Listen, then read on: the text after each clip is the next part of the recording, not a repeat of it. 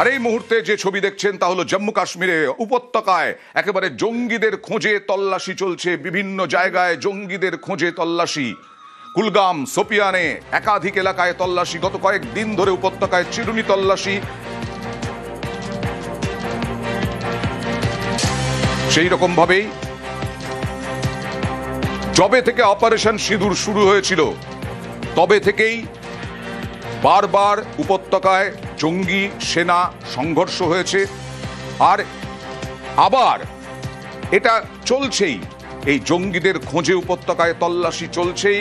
আজকেও সোপিয়ান, কুলগামে বিভিন্নভাবে জামাতি ইসলামীর সদস্যদের খোঁজ চালাচ্ছে পুলিশ।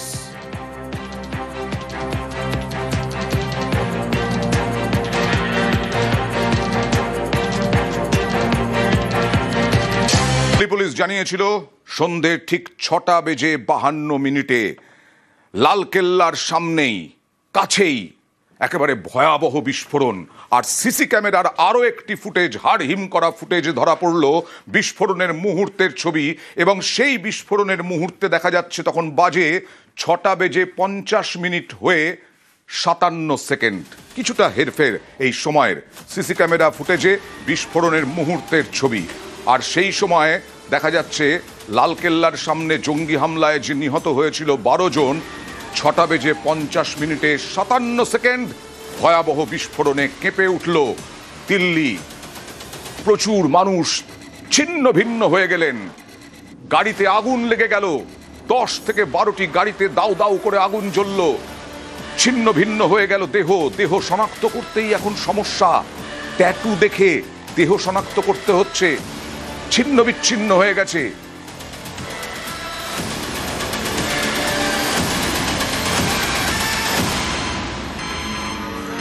বিকেল 3:19 পার্কিং এ I-20 গাড়ি, যে গাড়িতে বিস্ফোরণ হয়েছিল, জানা যাচ্ছে বিকেল 3:19 থেকে সন্ধে 6:48 পর্যন্ত এই পার্কিং এ, লালকেল্লার রেড ফোর্টের পার্কিং এ ছিল এই গাড়ি।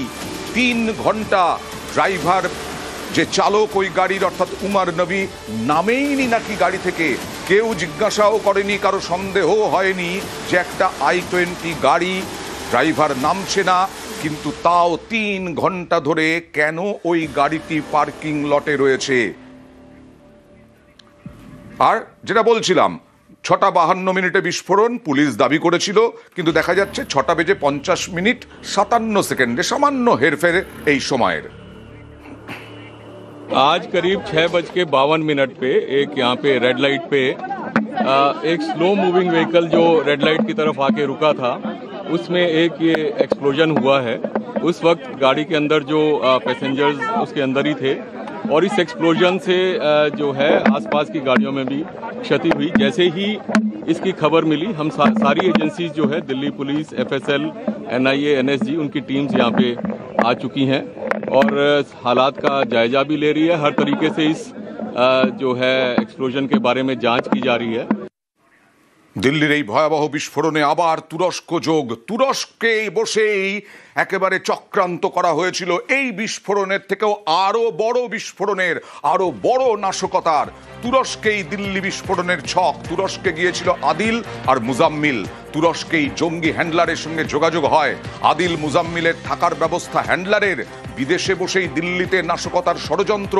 ইস্তানবুল, দোহা থেকে টাকা জোগাড় জঙ্গিদের। জঙ্গিদের সঙ্গে যোগাযোগ 2 মহিলা ডাক্তারের। পুলিশের নজরে শ্রীনগর, অনন্তনাগের 2 চিকিৎসক। ঢাকা মেডিকেল কলেজের স্নাতক 2 চিকিৎসক। জঙ্গিদের 400-রও বেশি ডিজিটাল চ্যাট পুলিশের হাতে। টাকার জোগাড় আর সেফ হাউস নিয়ে চ্যাট জঙ্গিদের। আর এখান থেকেই বাংলাদেশ যোগ বলে অনুমান। এই যে উমার নবী, সে কি আতঙ্কে ছিল? আতঙ্কে ছিল। জানা যাচ্ছে যে বিস্ফোরণের, যে মাপের বিস্ফোরণ ঘটানোর চক্রান্ত ছিল তাদের, এই নবী যদি ধরা পড়ে যায় তাহলে সেই বড় মাপের বিস্ফোরণ 12 জনে সীমাবদ্ধ থাকতো না, হয়তো শতাধিক মানুষের মৃত্যু হতো। এই রকমই নাকি চক্রান্ত করেছিল এই উমর নবীরা।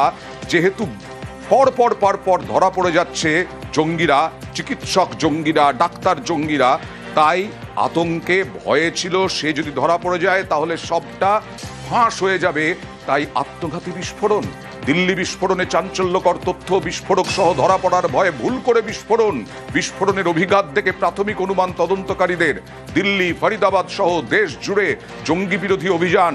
ধরা পড়ার আতঙ্কেই কি উমর নবী এই আত্মঘাতী হামলা?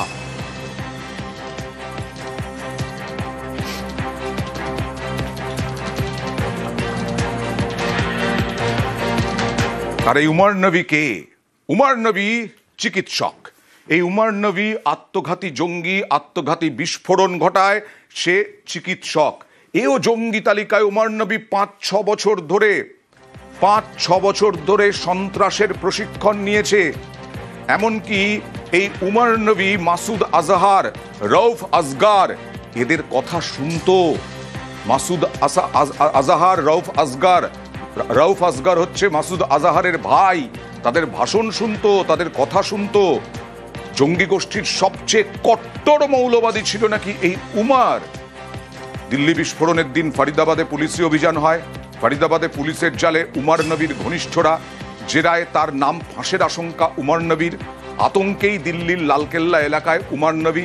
প্রশিক্ষণের অভাবে চলন্ত গাড়িতে বিস্ফোরণ উমরের, এরকমটাই জানা যাচ্ছে সূত্র মারফত গোয়েন্দা।